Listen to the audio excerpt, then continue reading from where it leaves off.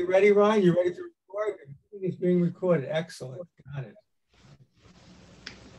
Okay, I call the Village of Rhinebeck Planning Board meeting for January 18th, 2022 to order.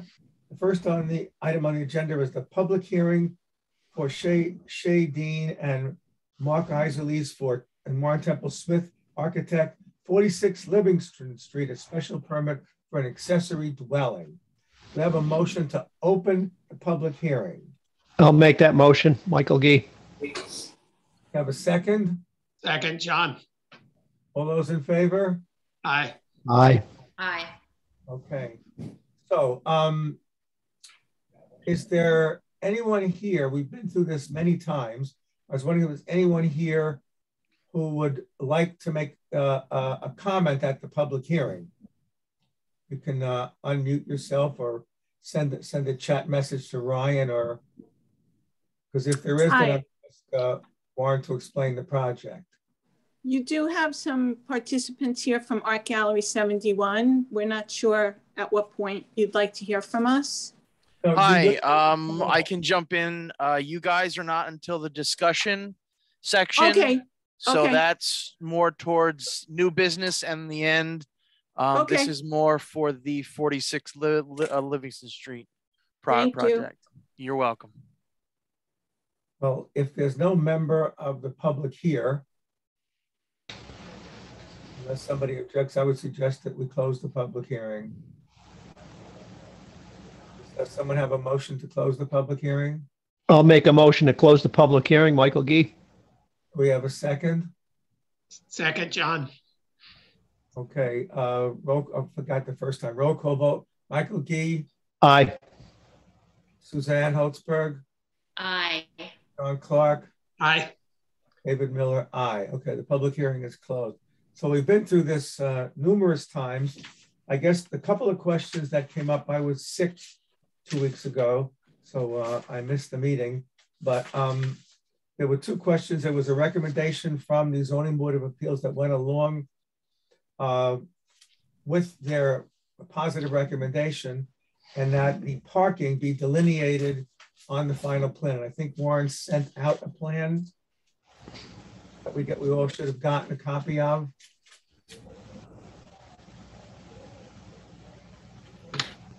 Did you guys get that from Ryan? Yes, I got it. And what I noticed was, I think it was one space in the garage carriage house, and then I believe two on the outside to the north of the carriage house, for a total of three. I don't know if that's enough with a 5-bedroom house plus an accessory apartment. So, yeah, it's down at the bottom. Yeah, so the question we have, Brian, can you zoom in a bit on it, on the, whoever's doing this?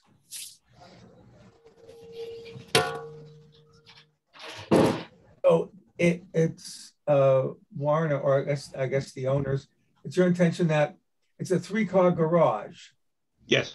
And so on the final plan, you want to put down that it's 1 car inside, and two.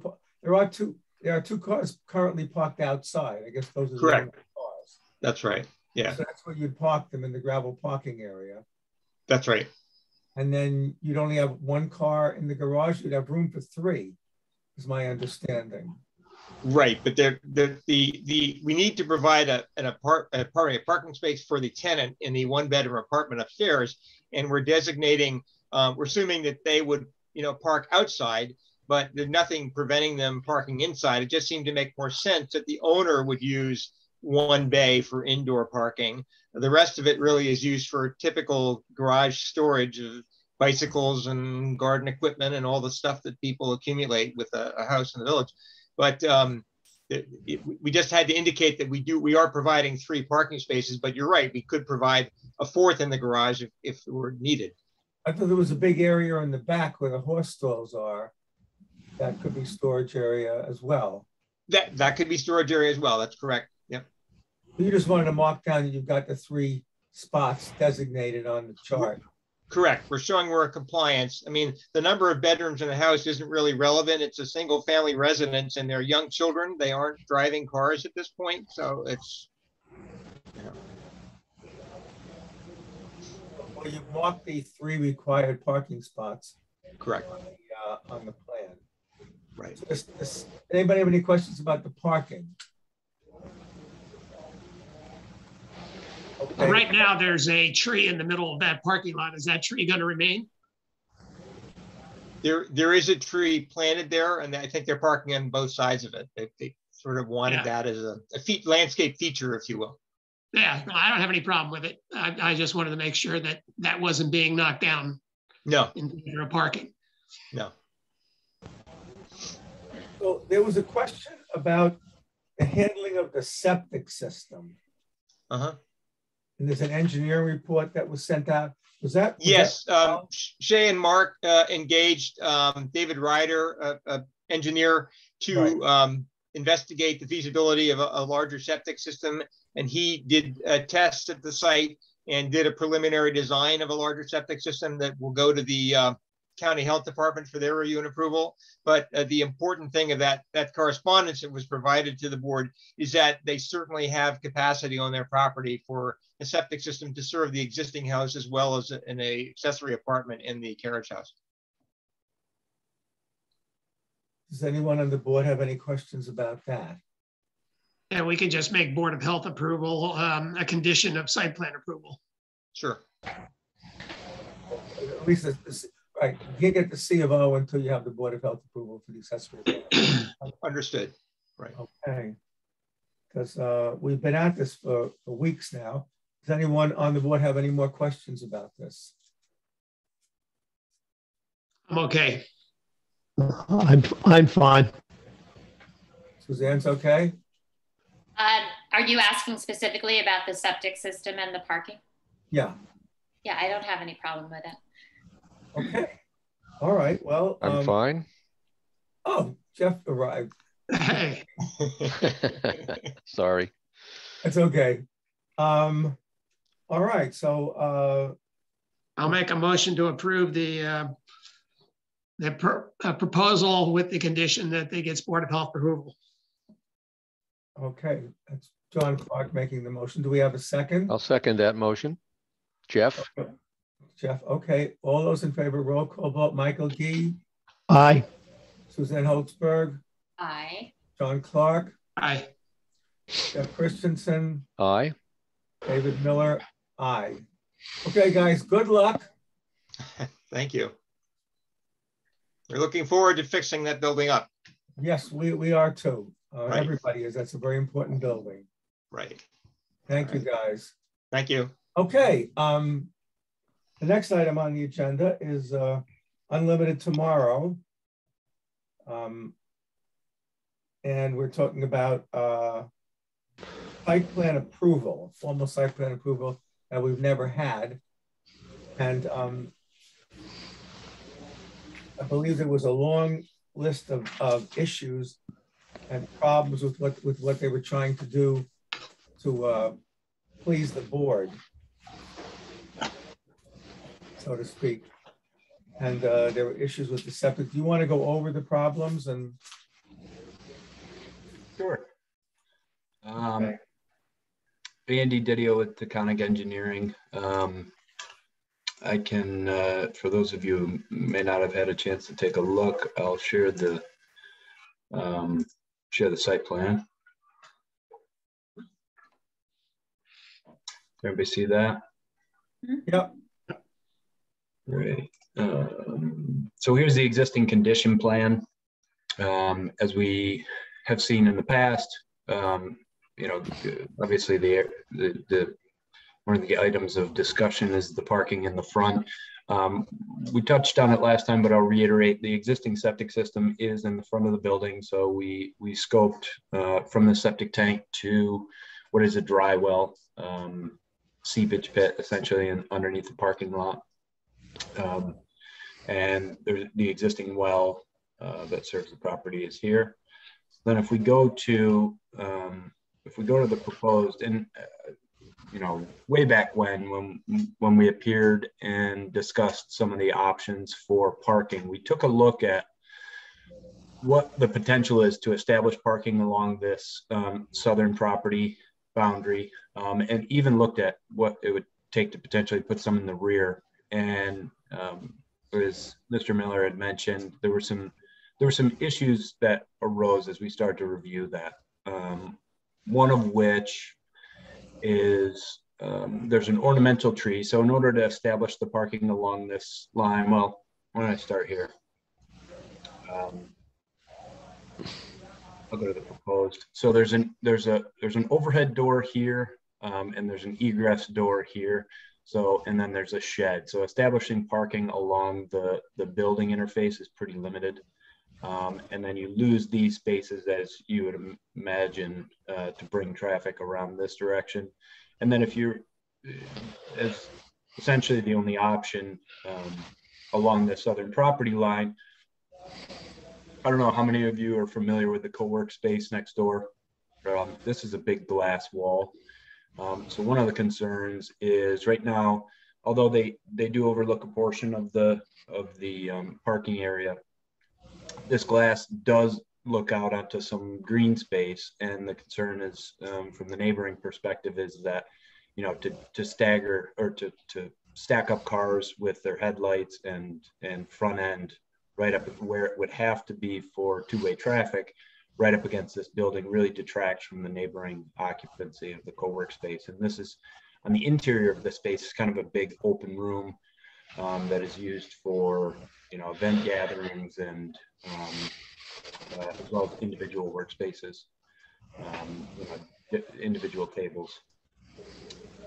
In addition, there's a kind of a pretty ornamental tree in this corner. So as we started looking at trying to be able to maneuver around this and the impact to that, and this doesn't really give you the full canopy size. The root base would be impacted again to be able to establish 24 feet for two-way traffic to get around the back. So really it interrupted this green space pretty heavily. The other consideration is that, the septic system, although it's functioning now, at some point, we all know they don't last forever. So at some point in the future, they're going to have to replace this septic system. Depending on which way the Department of Health leans, oftentimes what I run into is that, well, they always want a replacement system to be as close to modern standard as possible. So what it may entail is setting a pump chamber and getting over into this green space because of our well setback, 100 feet, that any reestablishment of absorption field in the area of the well, they'd be looking for us to move that so that it was, so it had sufficient separation from the potable supply, which would mean over in this green space area back here. So we might need a pump chamber and then establish an absorption field along the side. So to establish parking there would eliminate the feasibility of that. One of the kind of main ones, or I guess the obvious ones would be cost. The expense of removing the parking in the front area, establishing new parking base, fabric, and all of that along the side and potentially rear without losing spaces, because again, we lose the south face. Here, to establish the number of spaces that the tenant will need, we need to go around the back. So the cost obviously has consideration. So as to mitigate for the visual concern from Route 9, what we discussed with the architect, the owners, the tenant, was to establish essentially dense screening plantings along both the entire north property line that wraps around the corner, as well as there's a large maple here. There's a large maple here. So to essentially kind of frame the existing parking area with dense euonymus plantings. So evergreen, it's a broad-leafed evergreen shrub that grows 6+ feet, between 6 and 8 feet tall, 3 to 4 feet wide, and is an evergreen, broadleaf. So it would provide year-round screening, and turns a nice color in the fall. But and then because of the occupancy of the building, and actually Unlimited tomorrow, they're growing all the time. So they have actually requested additional parking because they're using all of the space now, and it's my understanding that they've got new employees starting. So because we have this kind of dead space here, we were able to sneak in 4 additional spaces that would help them with employee parking, and just pulled the screening shrubs out a bit. And we wanted to, instead of trying to just cut all the way across the frontage, we wanted to step it back a little bit so that there was some additional green space out here, so it didn't seem like a wall all the way across, that there was some lawn area that gave character around this beautiful maple tree. And the other item that the board had requested was an enclosure for the dumpsters. So we show them here currently, where it would be, restricted parking on the days of pickup. And then we provide a detail of what that fence enclosure would consist of.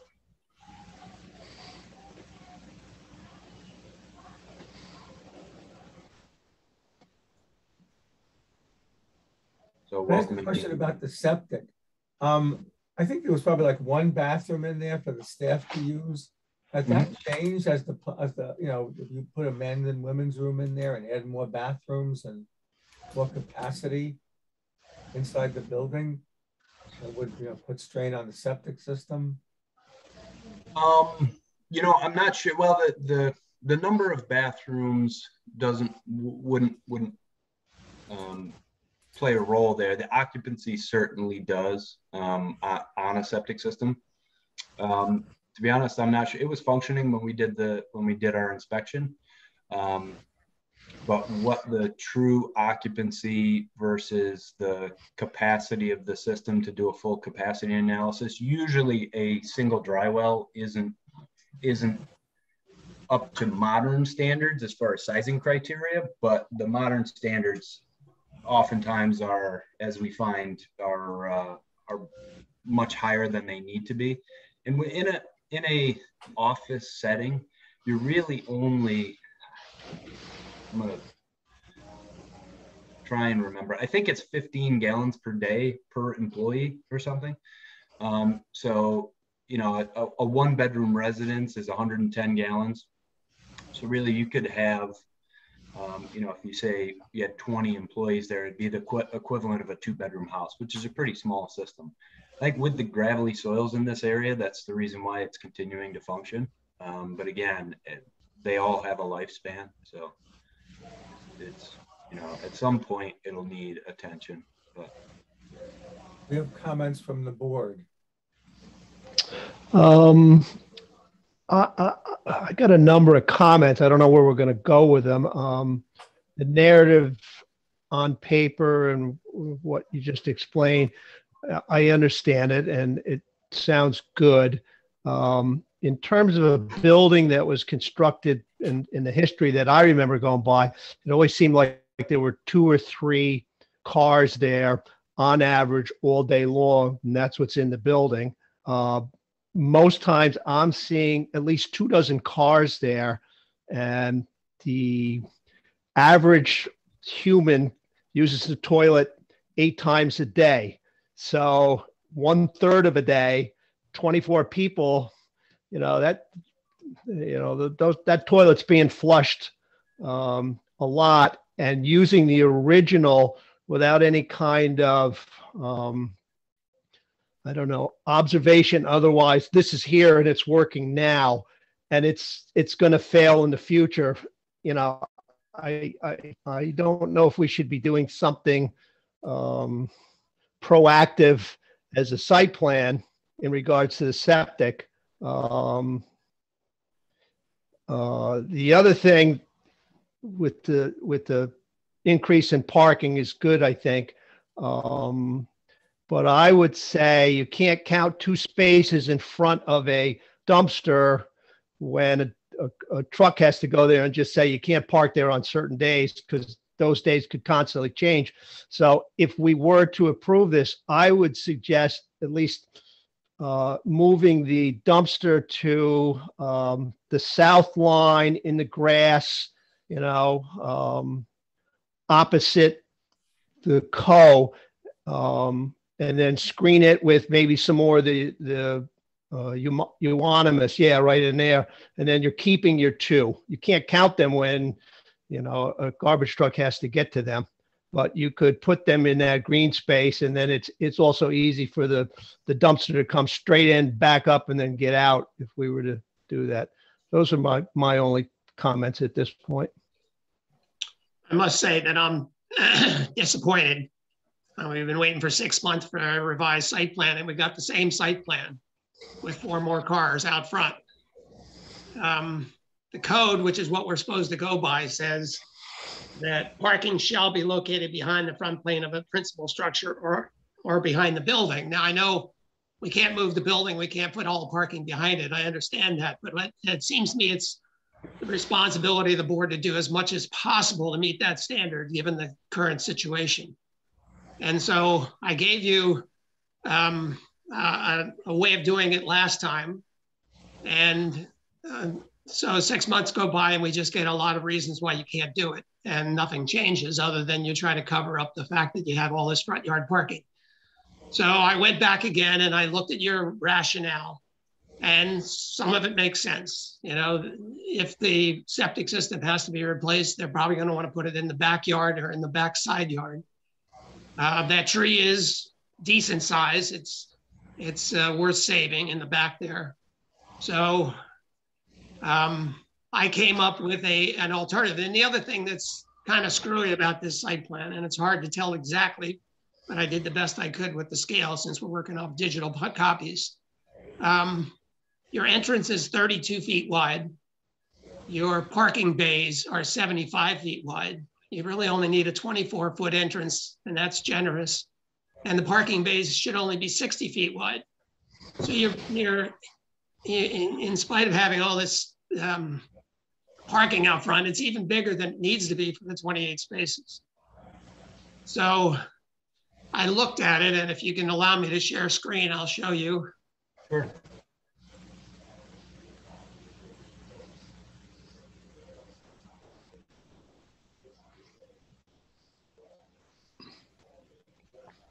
So this is the current plan.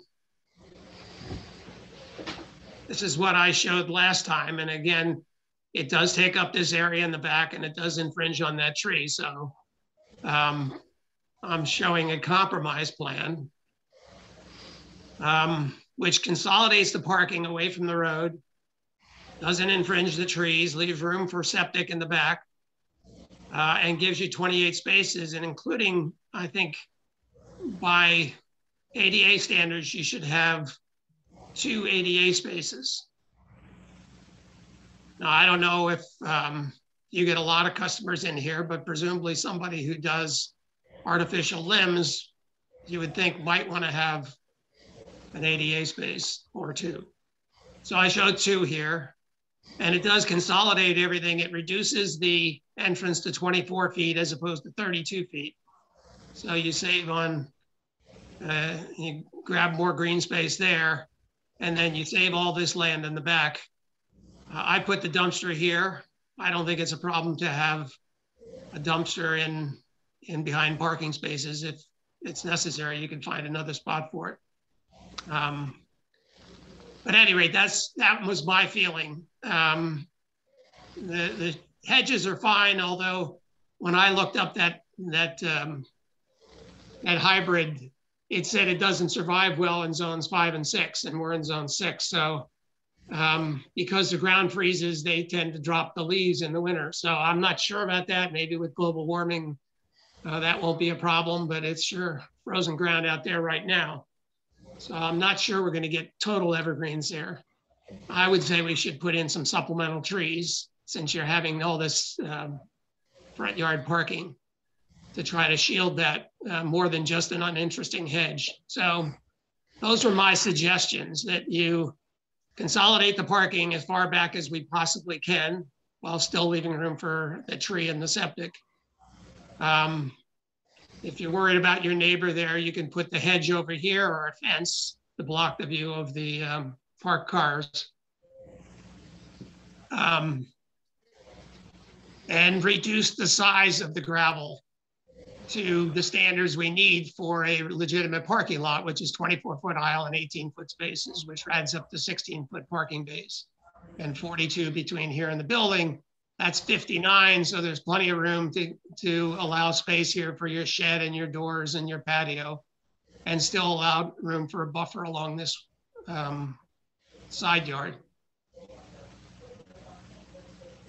So this is my concept plan. Like I said, it's probably not exactly to scale because I had to estimate scale, but I think it's pretty close. Andy, a gravel parking lot would tend to waste a lot of spaces. Do you have like those low concrete markers to delineate the spaces so to be a little more efficient, or is it just park anywhere and you probably waste a lot of space if that's true? Yeah, we could certainly add wheel stops, the concrete wheel stops to distinguish between one space versus the other. That would achieve what John wants, to shrink the spaces by delineating them with the concrete stops. Anybody, Suzanne, Michael, Jeff? Yes. I like what John has done. I liked what John did the last time.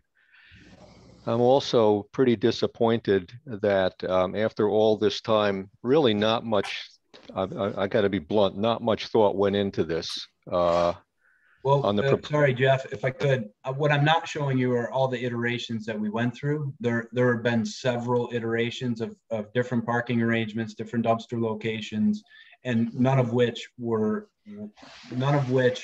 served the property or the neighboring property, which we have to be somewhat sensitive to the neighboring property's use, that ultimately we scrapped because they did have such a negative impact on on both this property and the adjacent. But sorry to interrupt. Go ahead. Okay. Well, I appreciate you might have gone through a great many iterations, but what you came up with was pretty much what you started with, plus adding 4 parking spaces. Let's be honest. The argument that you're impacting the neighbor is kind of ingenuine.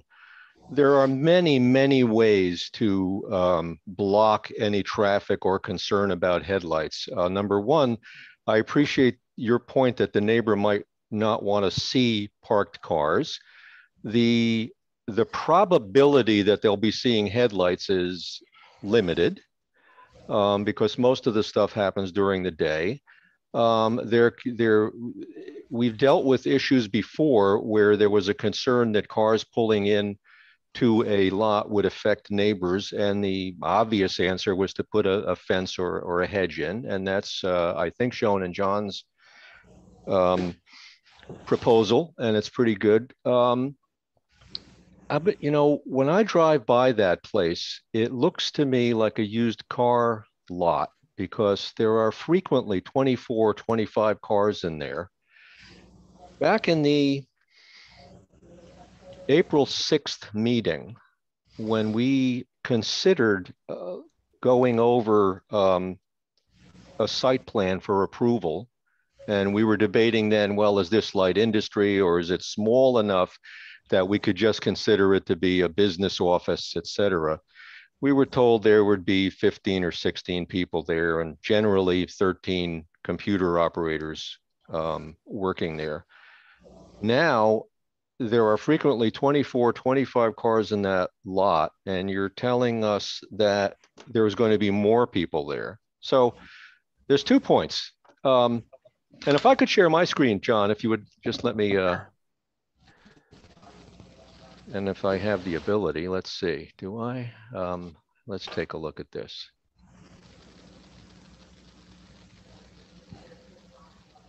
This is the side of that building. Can you see it? Yep. Okay. I'm less concerned than John is with preserving that one tree there. For the gravity of the problem you're facing architecturally, I wouldn't mind at all if you took that tree down and, going back to John's proposal, added a few more spots along that row back there. Because you say you've gone through a lot of iterations and it's a big problem. I could see, I wouldn't mind sacrificing that one tree to put another 4 or 5 items back there, and take some of the pressure off the front. So I'm not at all eager to approve something where the front of that building still looks like a used car lot. Second issue is, back in April, we were told there would be 15 to 16 people working in this building. It's a lot more people than would have been in the building if it were a store. There's obviously a lot more than 15 or 16 people working there now, and you're hiring more people. So I think there is a real concern with the viable capacity of the existing septic system. And I think that there needs to be an analysis that says, can this building support that many people? If you've got 25 cars in the lot and you're hiring more people, that's more than twice what we were told this building would support when you came to us back in April. So 2 issues for me is the proposal you've given for the parking, to me, is a non-starter. I would consider something like what John has proposed. I would even encourage take down the tree and move more spaces to the back if you have to, because it would be the lesser of evils. But I think we also have to look into, be concerned with the environmental capacity of the existing system for the purpose you're using and for the number of people that are going to be there. Can you tell us how many people are employed there now and how many will be employed there with the additional people you've just hired and you said are going to start soon?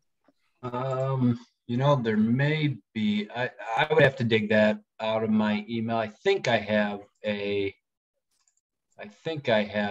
capacity or the number of employees, but it's buried somewhere in my email, but I could find that out and let you know.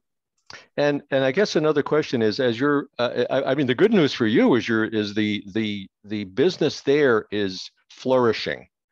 They're doing a lot of business. They've got more employees. That maybe that means you've got more customers coming in for fittings and training and all that stuff there. So, you know, there are just that many more people coming into that building and using the facilities in that building. So I think we have a real issue there with the septic at the capacity that's been approved for the use there, and if it will work, the other thing I like about John's plan is it preserves the back of the building for future expansion on septic if needed, and those are my comments. Suzanne, do you have any comments? I was curious, how many toilets are there inside for all these employees? How many toilets are there? That's a good question. I don't have an interior floor plan of the building. Yeah, I'm not sure. I hope there's more than one. I mean, the way you're making it sounds like there might just be one. I think that having the screening on the side, if you could put plantings there on the side, I think that would solve your concern about headlights and a view of parked cars if the parking was on the side. So how much of that south boundary, Jeff took the picture, you know, heading west, but didn't turn to shoot the Co building. How much of that, of the south side of your property, the north side of Co, is glass? The entire building?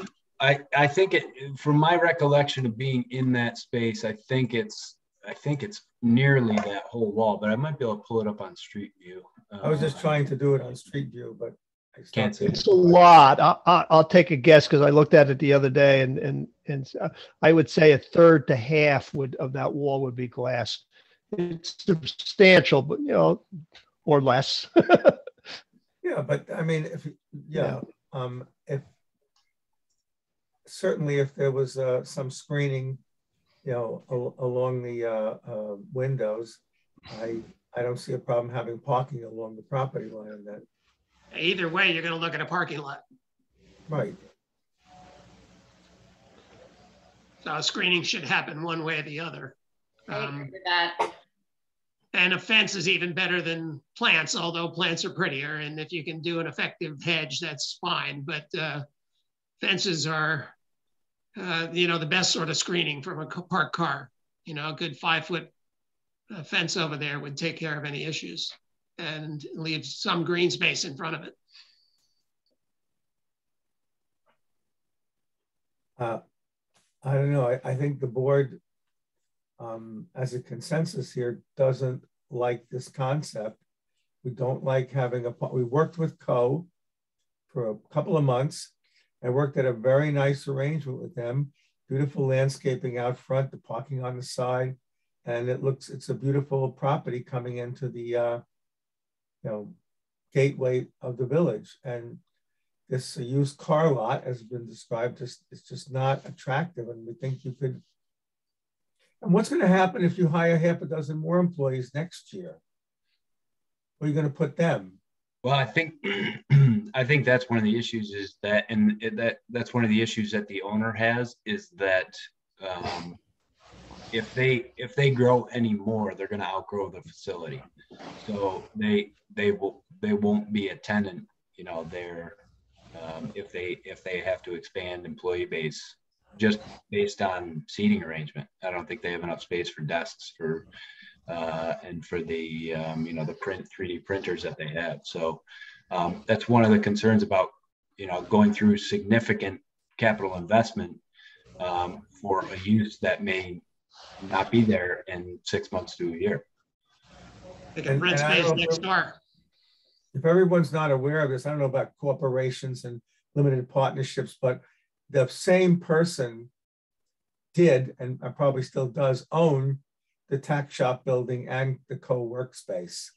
So I think it would be particularly unfair for us to make the co-working space pull up their front yard parking, shift it all to the side, and then to do just the opposite on this. It just would be inconsistent. So it seems to me we have to be consistent in our ability to apply the code and make the site plans fit with the code as much as possible given the circumstances. So, I just can't see approving this low budget solution that doesn't seem consistent with what we did right next door.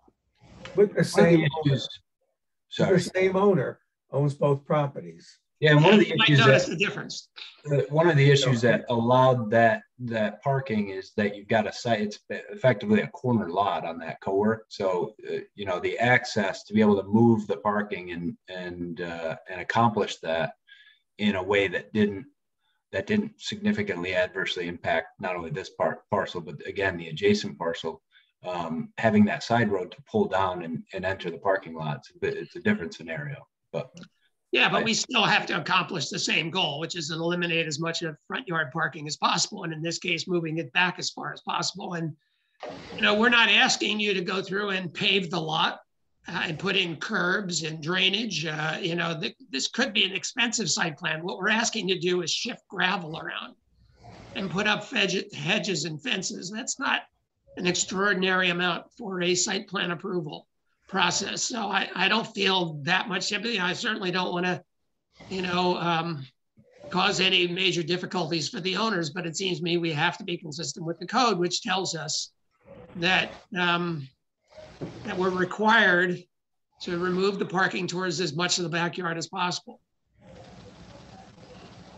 Oh, and meaning that the same owner, he was very cooperative a couple of years ago when the co-workspace was designed in doing this, and he certainly could be cooperative in working something out with us on this space.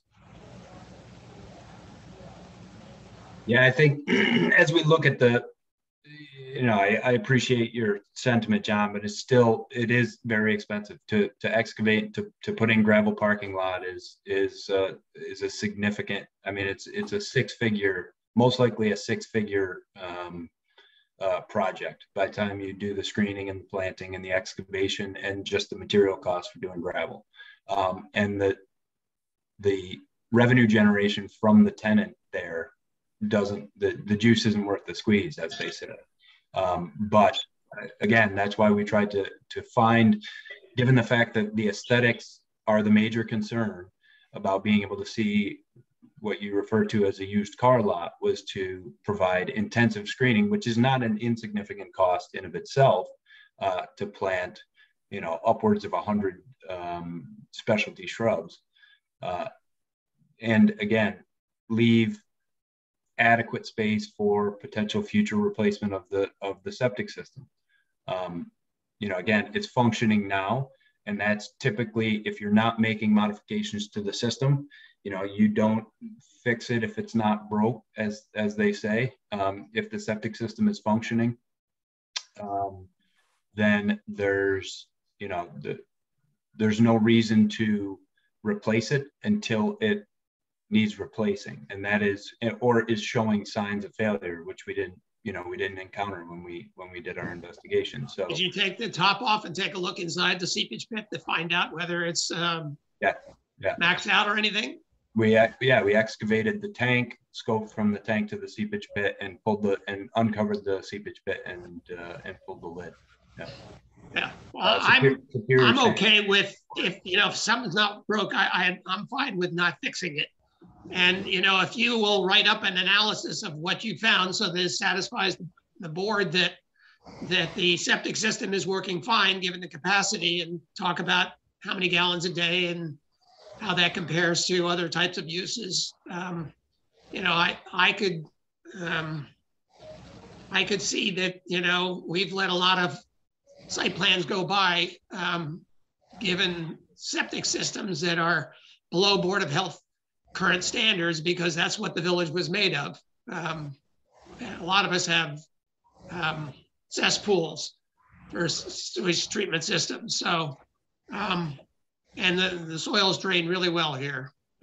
You are within your 100 foot of your well. So that would be my only concern is the fact that, are you polluting your well? If you're not checking your well, you probably should. Or I guess the drainage tends to flow towards the wetlands away from that well, but it's still, you don't have the 100 foot separation. So at any rate, I think you need to take a better look. You know, I'd be willing to sacrifice some of the hedges for better landscaping because the cars aren't so close to the street that they have to be 100% hidden. You know, you set them back 8,500 feet or whatever it is, that takes care of a lot. You put in some trees and some strategic landscaping as opposed to walling it off with constant hedges. You know, that's not very attractive either. So a more mix of landscaping, low and high, I think might be better and strategically placed rather than, you know, 200 of the same species placed in a row. Good, John. Just so that I have something to go back to the applicant with, could you forward that PDF to Ryan so that he could shoot it to me? Yes. Thank you. And remember, it's just a concept. I'm not telling you what you have to do. I'm just illustrating principles. Yep. Yeah. All right, so you'll have to come back at some point when you're ready. And I'm still a little concerned. We talked about years ago about light industry. We agreed it could be a professional office. It was going to be a small operation. And as Michael said, it's growing tremendously and it's becoming, you know, a heavy use area, way more than it used to be and way more than was even proposed to us a couple of years ago, which is great for you. I mean, that, you know, the company is achieving great success, but it's going to be a problem somewhere down the line, as you said yourself. I don't know. I think it's great that a business is growing and it's in a good location for a growing business because there's land for additions if they need it.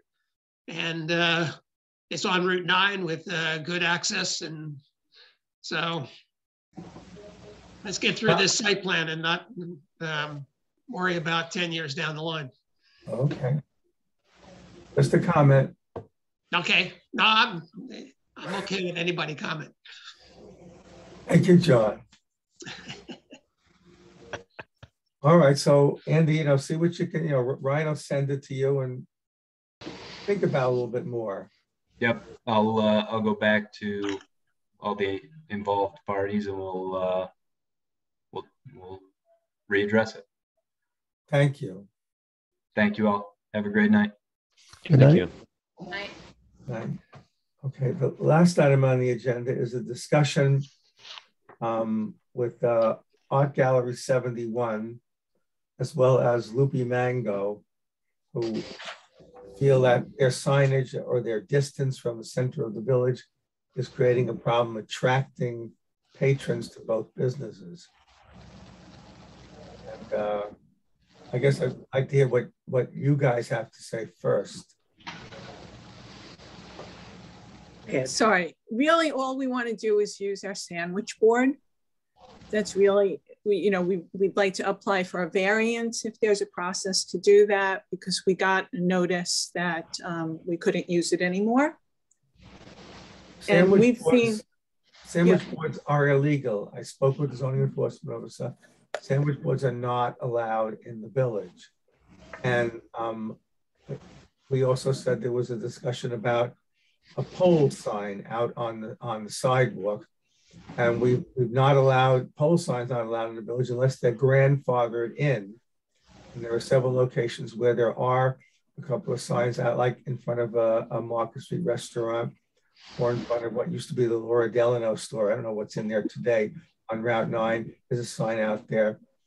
So Ken said that'd be up to the board, but I have to poll the board and see how they feel. I talked with Ken and said, there's a long pole coming out of your store. Usually we do not permit off-premises signs. It'd be a Loopy Mango sign on your pole. But the zoning enforcement officer said that'd be up to us if we wanted to think about something like that. It's a very long pole coming out of your building. And if there was a second sign there, that would provide more visibility. So, we're here to talk about that possibility. I'd like to hear what the rest of the board thinks about that. That we had a discussion with the, I believe his position is the enforcer of the signs, his name is Nate. Yes, his name is Nate. He's the enforcer of the rules. And he read out with us that night in the discussion that the regulations said that the board needed to make arrangements for satisfactory signage for the needed people. In our case, it's not quite the same as for Loopy Mango. And they do have the property to put a sign on their property on the poles. But all we're asking for is to be able to use our sandwich board, because we have noticed a very large uptick in visitors when we were able to use that before it was stopped. We're only open 3 days a week. And the enforcer thought our signs were not objectionable at all. The problem is sandwich boards aren't allowed because they block sidewalks. And if you make an exception for you, then other businesses are going to want the same thing. So it doesn't block. Let me finish my statement, if you don't mind. Excuse me, I'm sorry. There is a provision in the rule that says that freestanding signs shall not be permitted unless the front plane of a principal structure is at least 20 feet back from the property line. Have you ever measured from the front property line to the front plane of your building? Oh, yes. We have loads of room. It's about. How far is it? What is that, Evelyn? I'm not sure. I'm not sure, but it's at least 15 or 20 feet there from our to the sidewalk. Yeah, well, to your property line, depends on where your property line is. So I don't know if you have a survey, but once you establish the property line, then measure to the front plane of the building. And if it's 20 feet back, you could have a permanent freestanding sign rather than a illegal sandwich board sign. Well, that would certainly, I hadn't thought about a freestanding. Well, that is a freestanding. Okay, No, so you're saying that portable sign is not a freestanding sign. A freestanding sign is something that's permanent. So we couldn't use the sandwich board, you're saying, if we were 20 feet back from the. No, it's got to be a permanent sign like the sign at CVS, or there's other businesses that are more than 20 feet back that are allowed to have a freestanding sign. Okay, so you're saying that there is no variance process. You can't get a variance to the regulation against sandwich boards. Not as far as I'm concerned, because it's that type is ruled illegal. So there you'd have to get a use variance, which is almost impossible to get under the state law. You'd be better off it's a state asking law? for an area variance. That's a possibility. That since there is a possibility for a freestanding sign if you're 20 feet back. So right. If you say your building is 18 feet back, you could go to the ZBA and ask for a variance for those 2 feet, because it's a dimension in the code that's allowed to use. So if you make the 20 feet, you're allowed to have a freestanding sign in your front yard. If you're 18 feet or 16 feet or whatever it is, it's quite a bit back. You could get a variance for that, because that's an area variance, and the state standards for an area variance are not nearly as difficult as a use variance. So okay, but I'm sorry, just so I'm really clear. You're saying there's a state law that says sandwich boards are illegal? No. The village law says temporary signs like that are illegal. And there's no possibility to get a variance for that? Like I said, it would be a use variance as far, the zoning enforcement officer makes these determinations.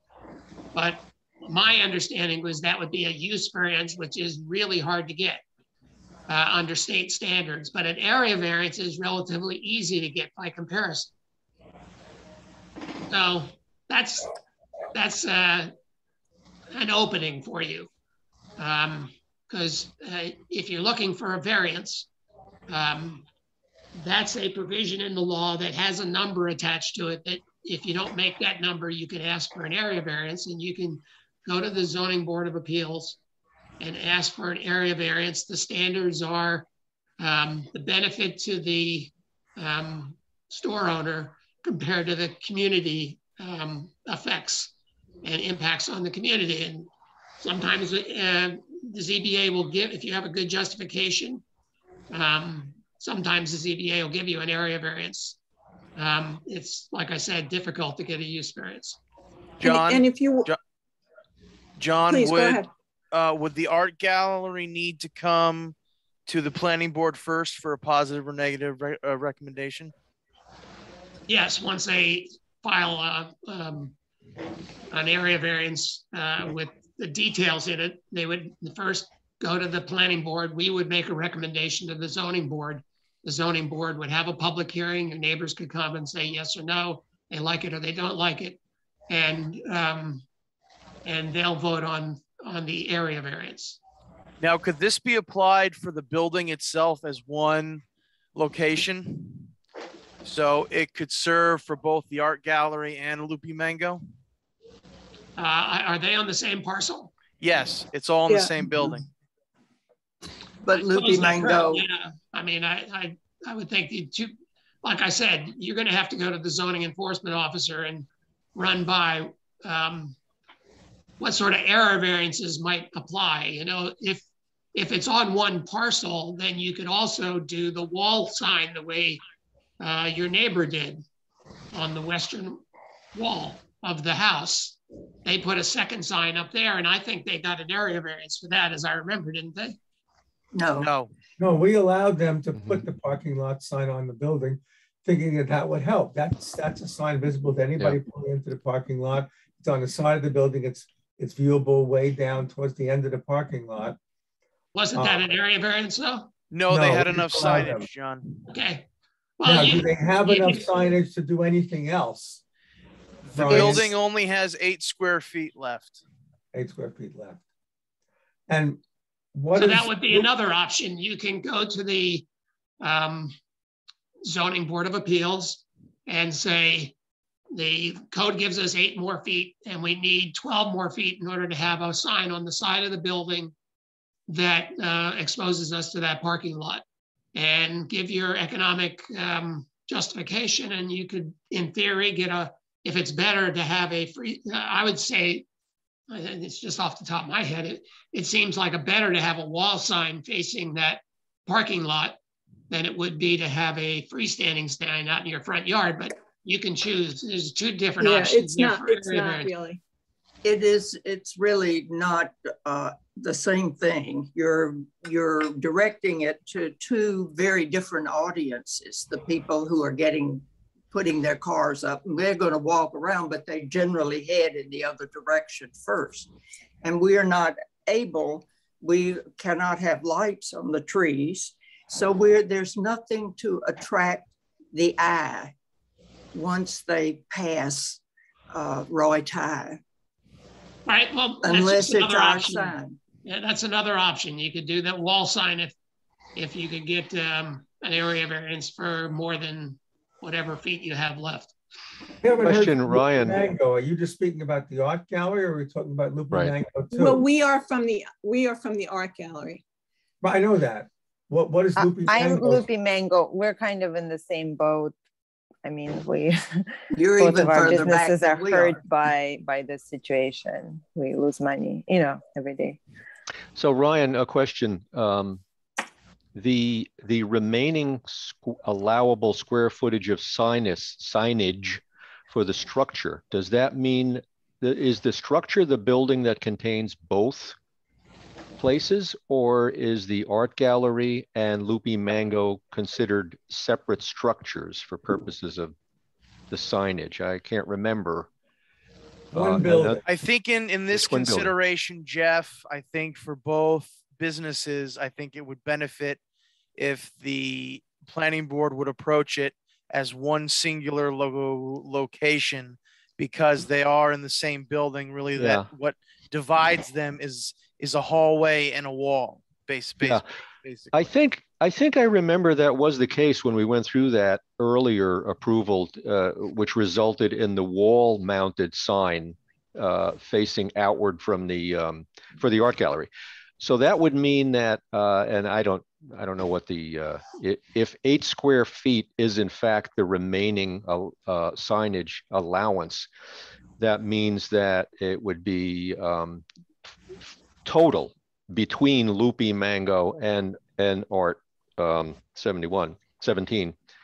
So you'd have like, yeah, sorry, you'd have if you were splitting it, you'd have 4 square feet each, as long as you could locate them in a location that satisfied the code, or you got a variance. The code that John is referring to, by the way, if you want to jot this down to speak to people, is chapter 120-19, section A8. Thank you. And 9. And that's why the concern, where you would have to look at your site and understand where the property line is. How far from the curb before the property line starts, and then it would have to be 20 feet more to the facade of the building to have the freestanding. Without the art gallery is a lot closer. Yes. Than Loopy Mango, so they would have less of a argument for doing that. And I don't know, since there's 2 different buildings and 2 different one building and 2 different businesses, whether the front plane is considered the left half or the right half. I don't know. The CEO, the zoning enforcement officer, would have to sort of come to a determination about what sort of variance might apply in this case. And you mentioned a use variance and how difficult it is, but is there a process to apply for one? Yes. And how would we go about that? What is that, John? It's chapter 120 dash 19.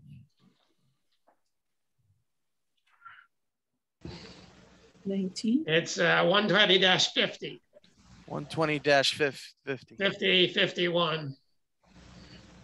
But just to reiterate John's point, the difference between, and you can correct me if I'm wrong here, John, the difference between a use variance and an area variance is a use variance would be granted if you want, if you look at the code, there are allowable uses by areas, residential area, a business area, etc.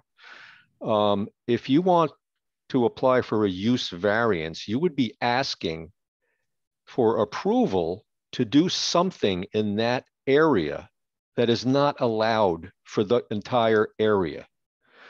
On the other hand, an area variance would be like a setback, right? You're not changing the use of your business, and the district and the allowable uses in the area that you're in, but you're asking to say, look, I know that the setback requires minimum of 20 feet. That's kind of a setback.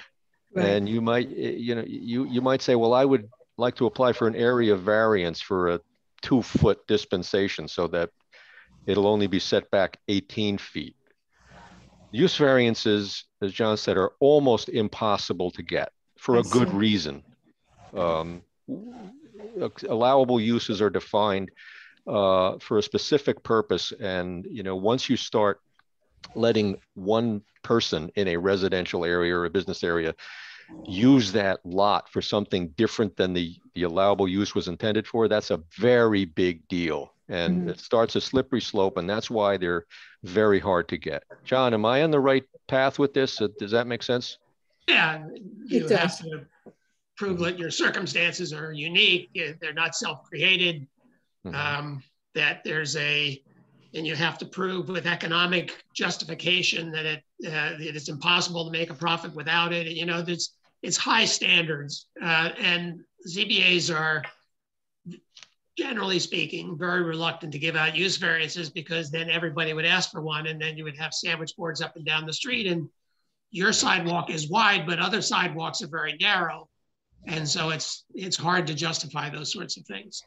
If, on the other hand, an area variance has lower standards, and ZBAs give out area variances quite regularly. But the area variance, as I'm understanding, would only allow us to put some other type of a sign, not a sandwich board. Yes. Right. Okay. Freestanding sign, with posts on either side and a board in the middle that is can be read on both sides potentially, and is permanently fixed in the ground. Right. Okay. And the other option is a wall sign on the west wall. That's an allowed use, a wall sign, and just the number, how much signage is allowed for your building restricts you from doing that. So that's another area variance because it's a number variance. It's changing a number in the code rather than a use in the code. Right. I mean, just in our experience, that sign on the building has not been as helpful as the sandwich board has been, which is why we keep going through all these gyrations. But people don't seem to want to walk past the parking lot. But when we put that sandwich board out, they came. So where would you see this, like somewhere, right? This, if hold on, David. There you go. Where would you put the sign pole like here? Where would this? Are we talking about the freestanding sign now? The pole. No, the pole. Yeah. Can you see the stores? Yeah. So. Yeah, I don't know where you would mount a permanent. That seems more obtrusive somehow than this. Loopy Mango has the green grass that you see to my right of. By Francois' house, David. Yes, Right. He has a fence, and then there's the green grass. I don't know. But you could see these two trees are right in there on the between the road and the sidewalk. So you could see the approximation of the large space that's in front. So we can't just say, go talk to Ken. We have to give some kind of concept that Ryan could relay to Ken as to what the board's thinking was.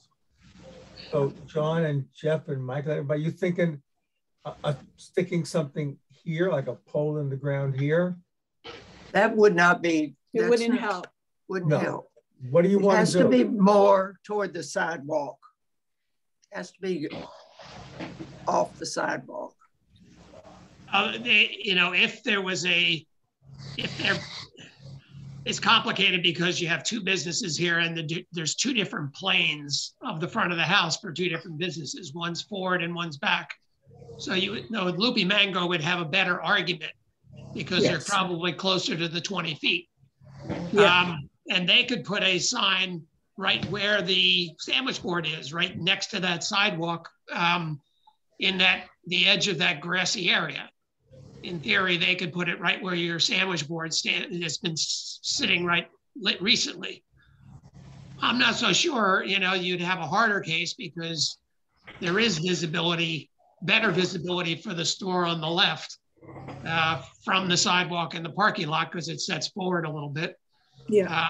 But, you could also do a combined sign between the two businesses, one on, the art gallery on top, the Loopy Mango on the bottom, and put it just to the right of the steps towards the sidewalk. You can't block the sidewalk, obviously, but you could get out toward the sidewalk. John, sign here. Is the front porch considered the front plane? John? We don't make these determinations. The zoning officer does. My guess would be because that display area is enclosed to the left of the porch, that would be the front plane for the gallery, and the setback area, not the steps, but the actual wall of the building to the right would be the front plane of the building for Loopy Mango.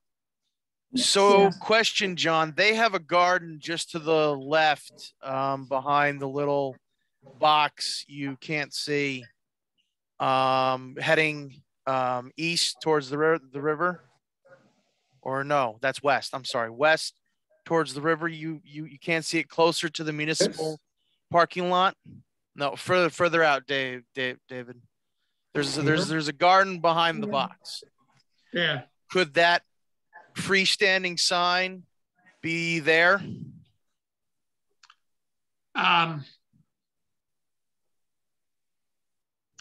There's a hedge over there, isn't there?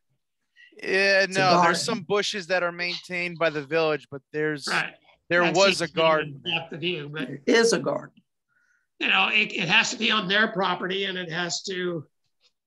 Right.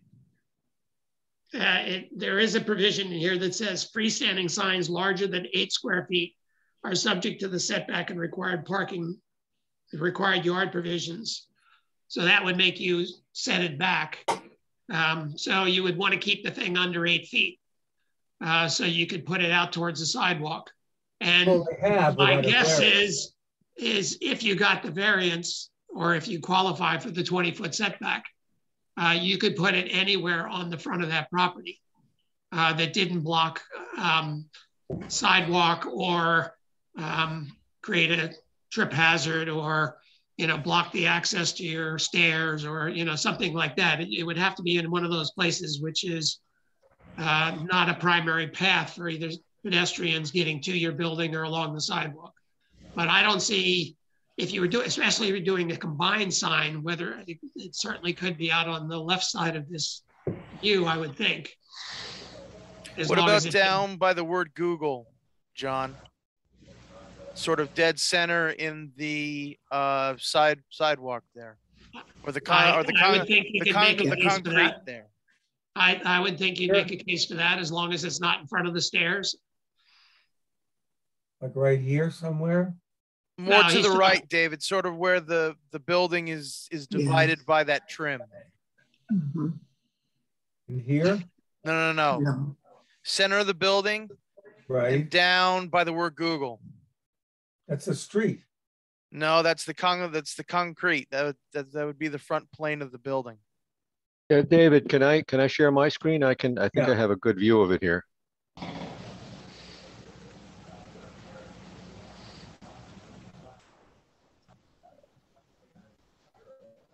How about this? Can you see it? Yeah. Okay. So in other words, that's the one day that they put it. Oops.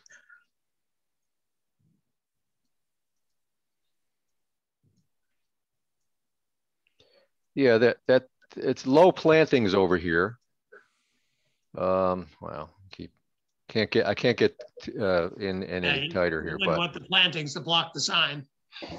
Yeah, but that would be if the idea were to have a freestanding sign that could be out near the sidewalk, but not on the sidewalk.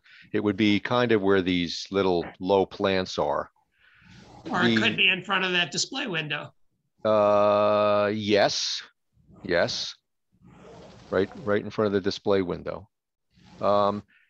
Any the truth of the matter is any freestanding sign in front of the display window would be lower and less visible than the pole sign you've got hanging off the building to begin with. Right.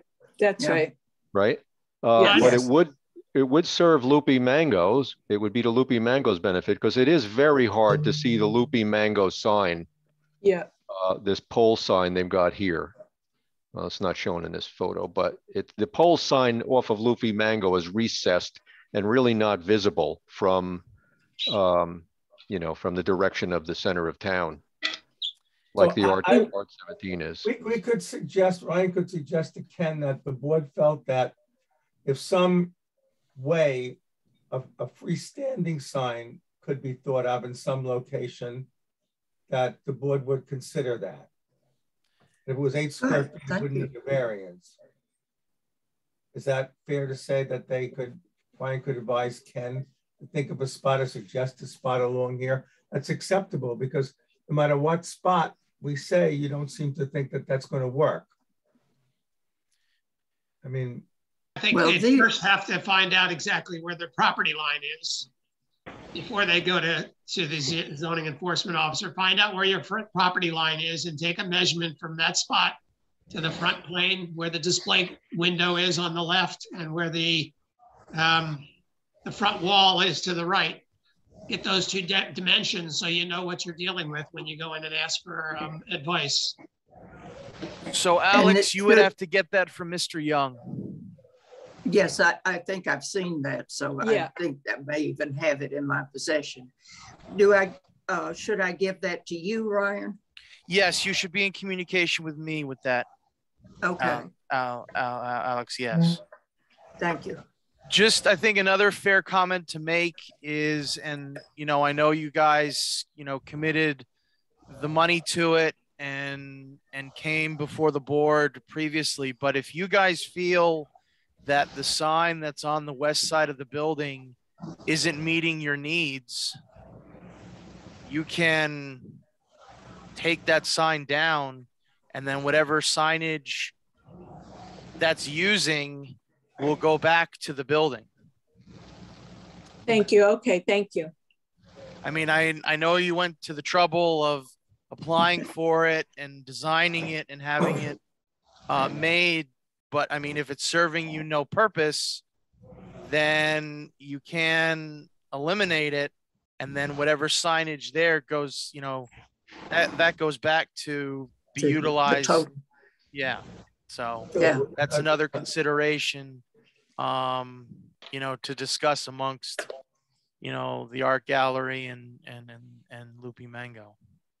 But still, it has to be a reasonable size. We don't want a billboard, and it's in the bushes or in front of the store, between your two stores, or whatever you think it's got to be a reasonable size. That's a reasonable height. That's viewable for wherever you think the view is needed. But certainly, they're looking at the sandwich board. That's only a couple of feet off the ground. I mean, you said that they can see it from there. So have to keep that in mind. Yes, we will. And there is a prohibition that if the freestanding sign is more than 8 square feet, then it has to be set back to the building setbacks. And that I'm not sure how that will apply here. So you have to be a little careful about that. But you have the 8 square feet, and you could leave the sign on the side of the building.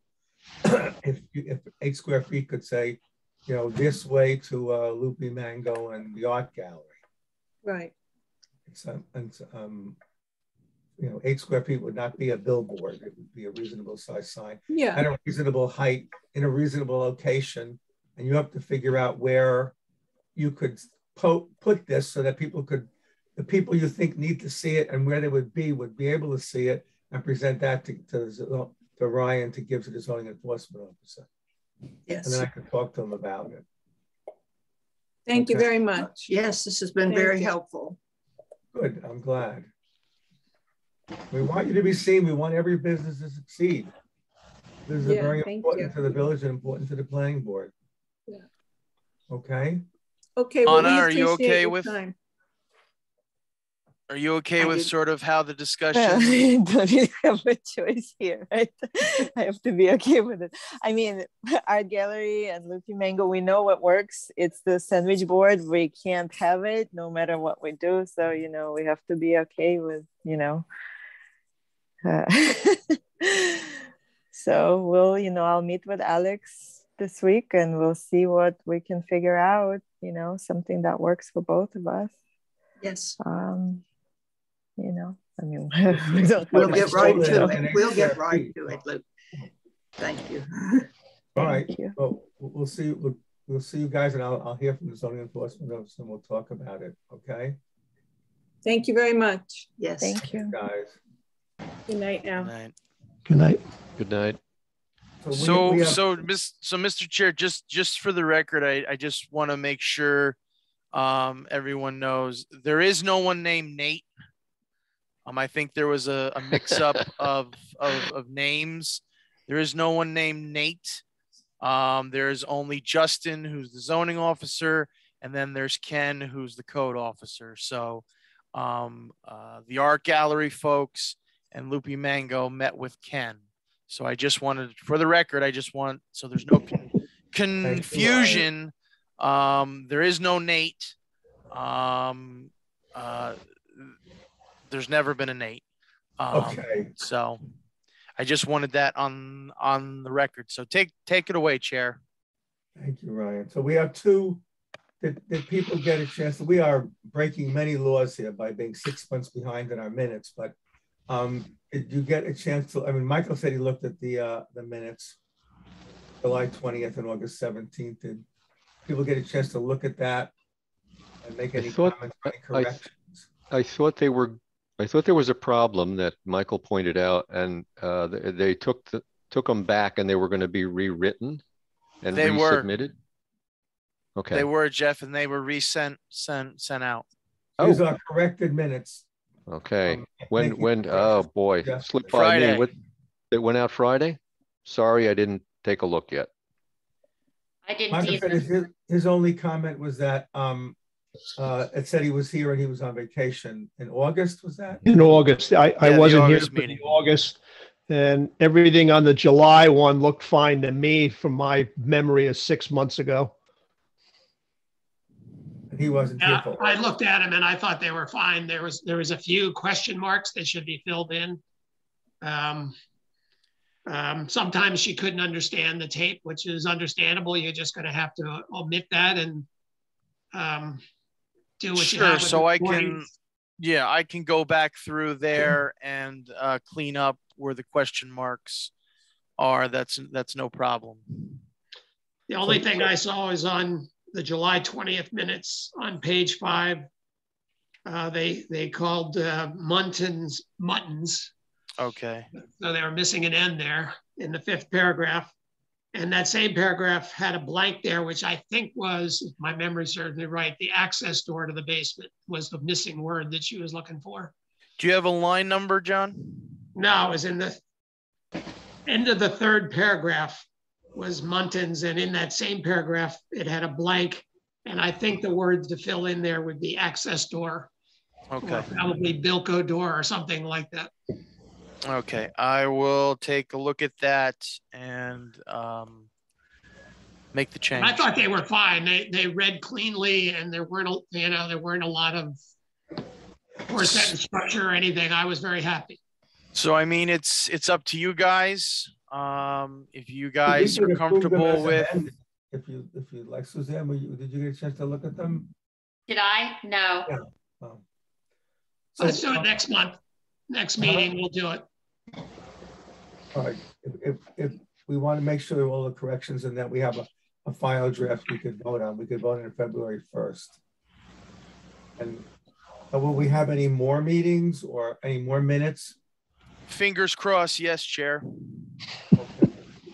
So with any luck, we can approve these 2 on February 1st, and then maybe we can address some September minutes. And Ryan indicated that that is going to be solved shortly. Yes. Everything is official now. Chrissy submitted her letter, and the laptop has been returned. So we're just waiting on the paperwork for the new person.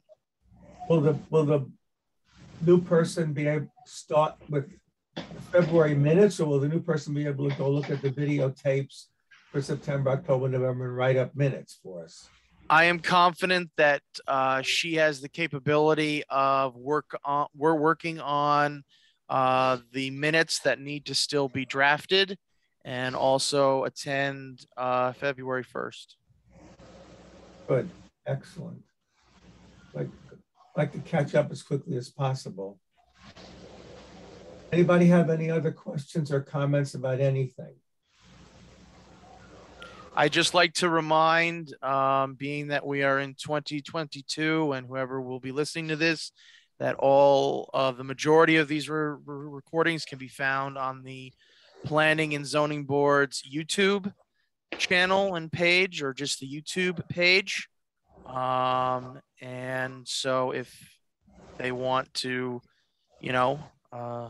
bowl of popcorn and review, they can do that instead of reading text and print. I did see, and I didn't read it, so I can't guarantee that's what it said, but the headline said that the governor has extended the the Zoom meeting allowance. For a month, yes. This sort of stay of execution, if you want to call it, is... I think she's trying to change the law to bring it up to 2022 and have some flexibility with the open meeting law, because this is an open meeting. Anyone could literally attend if they wanted. If they have a computer, yeah. And if we go back to live meetings and there is a blizzard, we would cancel the meeting. If we had the flexibility, we would not have to cancel the meeting. If, Brian could put something in the agenda that if there's inclement weather, the meeting will be on Zoom and here's the link, something like that. I don't know what's going to be in legislation, but I think that's what she's trying to do, is realize the advantages of this and make it optional to village, town, planning boards, zoning boards, etc., to have some flexibility, which only makes sense. I think she's doing a fantastic job. Now it's up to the faith and the confidence in the Assembly and the Senate to pass do what needs to be done. yes, and modernize it, because there was never any thought of being able to videotape things, you know, with Zoom, being able to jump out of the meeting and go to Google and look at the thing we're talking about. There's tremendous advantages of an in-person meeting. Having an attorney attend or the zoning enforcement officer attend, but having to physically drive up here from Poughkeepsie or LaGrange or wherever they happen to reside. It's a tremendous advantage.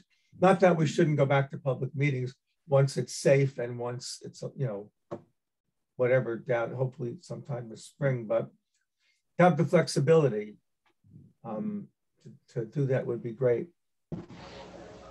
Anything else?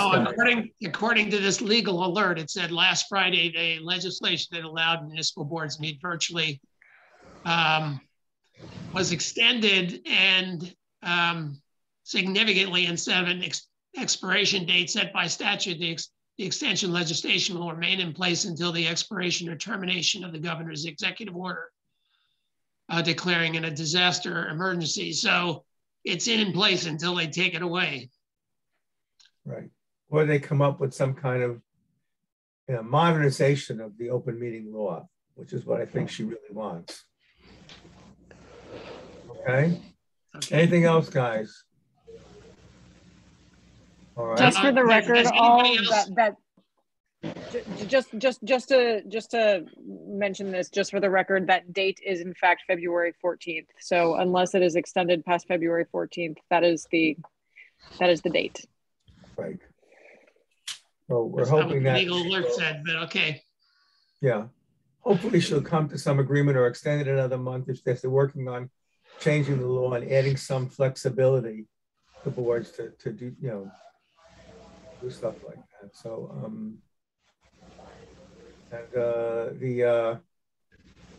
someone just commented about the technology to do this is very tricky. Jeff has a lot of experience with Zoom. Do kind of hybrid meetings where one board member, you know, two board members are on vacation in Maine and Florida, and the other three board members are here in Rhinebeck. It's a difficult thing to do. Not easy. We'll see what she comes up with. But we're good till our next meeting would be on the 15th. So something has to happen by the 14th or we'll be in public. But it's crashing. It was like 8,500 cases a week ago in Dutchess County, and there were 3,200 this morning. And Rhinebeck Village only has 7. Probably be gone by tomorrow. So Omicron is disappearing as fast as it came. We'll see what happens. And Lydia's working. Take a look at the sidewalk on Garden Street on the right-hand side, just at the intersection there, where the market business, the restaurant, is storing all their stuff on that sidewalk. Yes, John. I've witnessed the heaters, the planner's box, and the firewood. Some items. I will discuss that with Ken and see what his approach wants to be, whether we want, you know, the safety approach, you know, keeping sidewalks clear and passable from the get-go, or if we want to sort of bring Market Street's owner to the table, sort of explain what's going on and try to meet a middle ground of where they can go with their things.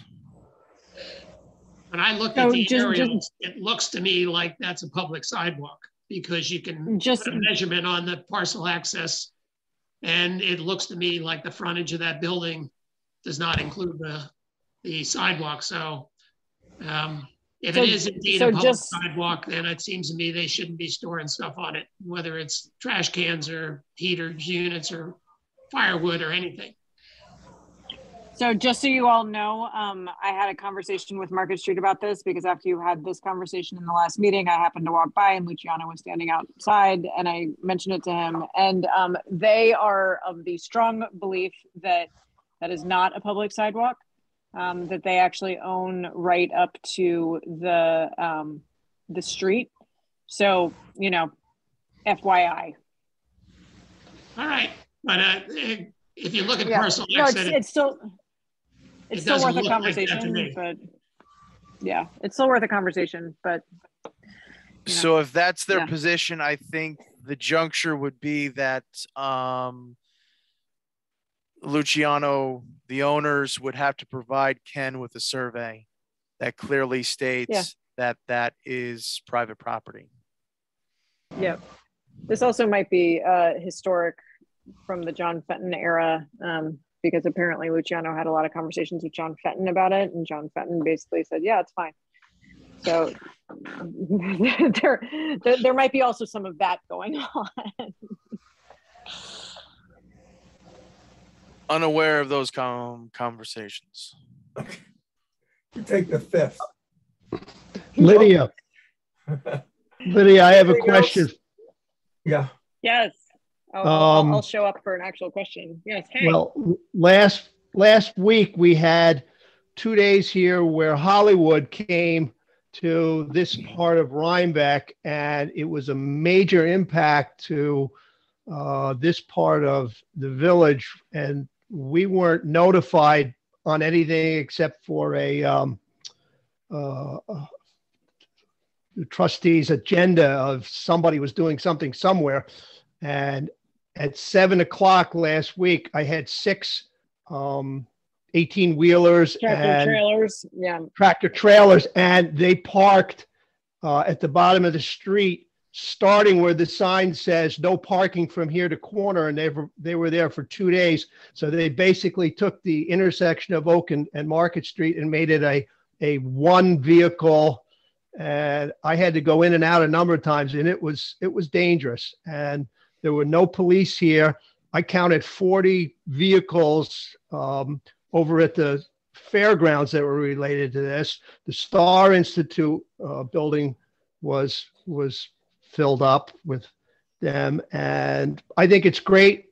But I think, you know, there's 25 houses on Oak Street, and 5 of them have building permits. So just the construction people that were normally working here impacted with 100, 200 people working at this end, and, you know, no police presence, no notification to the residents. I think you guys need to not just say, yeah, come on in. And yeah, so we actually, as a result of that, both of the application, the event application, as well as the what happened as a result of the event application, we're actually looking into how to handle filming requests and TV requests and movie requests differently than we handle other event requests. Yeah.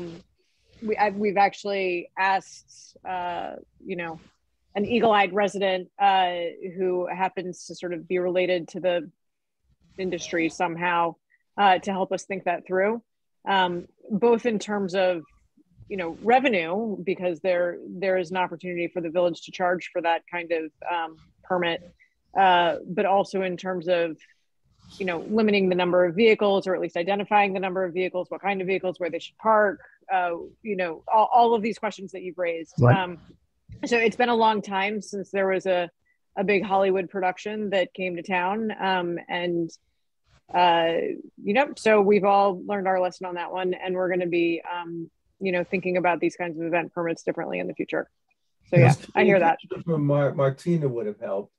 Just saying there'll be for these two. She says, the roads closed. There's a water main break. There's this. There's that. There will be. Yeah, we were.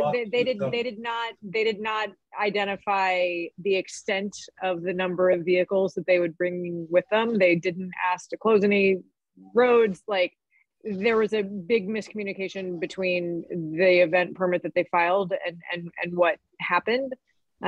So, this did not go unnoticed, and consider this our lesson that we are now learning from. Yeah. Anything else from anybody? One other thing on Garden Street while I'm at it. The theater there paved that back parking lot, the Star building. Yep. And they put asphalt right up to the street. No landscaping, no separation, no sidewalk. And I remember having that discussion during their site plan approval when the Star Institute building came in for site plan approval. And I was just wondering if the site plan shows anything other than 2 gigantic or 3 gigantic concrete blocks on the frontage of that Garden Street area. It just seems like, how could that possibly have been approved? We didn't approve it. No, we asked them to be paving it because it was gravel. And at the time they said they didn't want to put any money into that. And they just kind of dropped it. We're just working on the building. And yeah, we would have done screening, and I would have said, you got a walnut tree that's back there that's dropping golf balls, softballs in October, November on people's cars. And, you know, that should have been addressed. That, you know, they took the dumpster down and then they put it right back up again. And I'm sure we would have basically said we need something more attractive. That got under the radar, and I'm sure that's nothing we approved. They just did it. It's great that they paved the parking lot, but they said they weren't going to do it, and they did not get site plan approval. It wasn't in what we wanted, and we got what we got: asphalt out onto the sidewalk. Can we? I don't know where their property line, but it seems to me the sidewalk should have been put in there to extend the sidewalk that's on the Montgomery Road too. So, Ryan, can you ask Ken to look at that, to look at the approved site plan and take a peek at that and see what was done? Sure can. I mean, yeah, I'm basically going to be looking at the site not on the plan site. chair. They said no money, and they I'll look at when they were back here. I think it was over a year ago. It was I think it was 2 years ago. Yeah. Was it 2019 or was it 2020? Because for some reason something sticks out that we were in the thick of COVID. No, I think it was before COVID, because Rebecca was in, and he was basically losing his. No, restaurant. They were gone by then, Mike, because Yeah. they couldn't work their way around, but they left. Work around asbestos paint. So not asbestos paint, lead paint, and things like that when they were replacing the windows. I think that was the last time we approved anything there. Yep. I'll look back and see what's in the minutes, what's in the files that I have, and we'll take it from there and see what can be done. Thank you. Yep. Anything else? All right. So I don't want to pay Benson Frost any more money than we're already paying him back there. So let's I'll make the motion to adjourn the meeting. We'll see you on February 1st. Do we have a second? I'll second that. All those in favor? Aye. Aye. Aye. Here, guys. Aye.